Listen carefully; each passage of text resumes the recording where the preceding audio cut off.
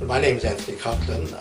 I am the Director of the National Platform EU Research Information Centre, which seeks to produce information on EU matters and the Lisbon Treaty and so on.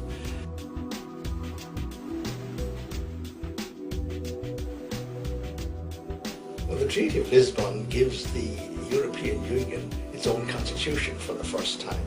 In effect, it establishes legally a constitutionally new union. That's why it's a constitution, it constitutes a new union. What we know as the European Union today is not separate from its member states. It consists of the member states and the community and so on. It's not separate from its member states. What the Treaty of Lisbon does would be to establish a legally new union, separate from its member states and superior to them for the first time.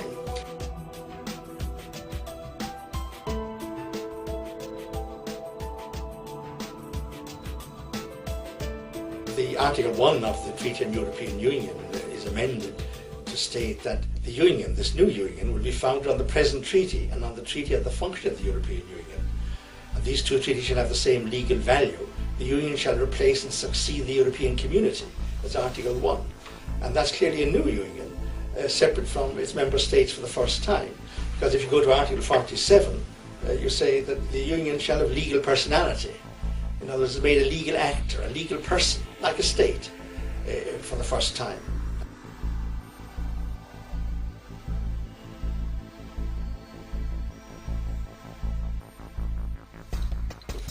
They're being asked to give permission to the state, Ireland, to ratify the Treaty of Lisbon and be a member of the European Union established by virtue of that treaty, the Treaty of Lisbon, which is clearly different from the union that at present exists, what we call the EU, which was based on the Treaty of Maastricht in 1983.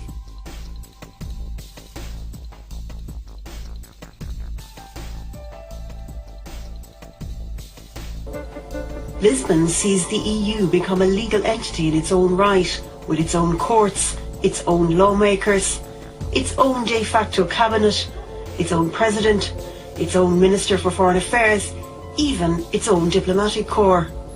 It's a shape that dare not speak its name. Federalism for slow learners. Federalism for slow learners.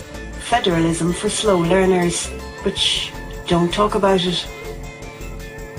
If in my country we would be presented with a document with the word federal in it, it would be impossible. And it's the same thing here.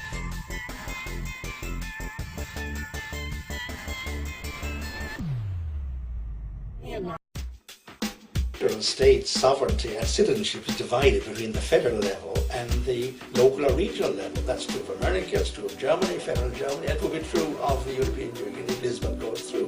You have two citizenships of the European level and the national level. You've sovereignty divided between the two. If there's any clash between the rights and duties of either citizenship and national citizenship on the one hand, and the rights and duties of European Union citizenship, the new European Union on the other, the national courts prevail, and the European Court of Justice will lay down the rights of 500 million or so EU citizens who will be citizens of the post-Lisbon European Union. This is the constitutional revolution, to all intents and purposes.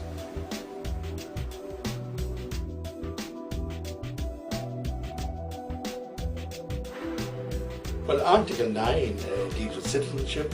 It says every national of a member state shall be a citizen of the Union. Citizenship of the Union shall be additional to, that's new, additional to national citizenship, and shall not replace it.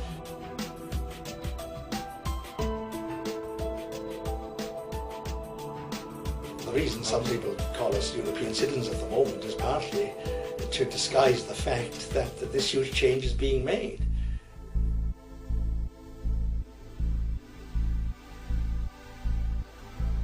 Sounds complex, but it's a kind of way in which people are used to being made used to the phrase European Union and being made used to the concept of EU citizenship, and yet suddenly it's transformed, its legal essence, its legal substance is transformed into a real union and a real citizenship with real rights and duties, and yet people are not made aware of it.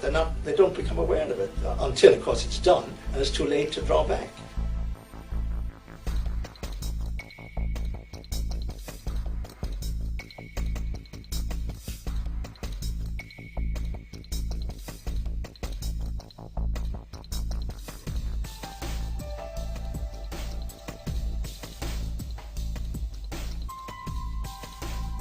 President of the Foundation for EU Democracy, Brussels, which actually published this reader-friendly edition of the Lisbon Treaty, which was edited by the former Danish MEP Jens Peter Bonde.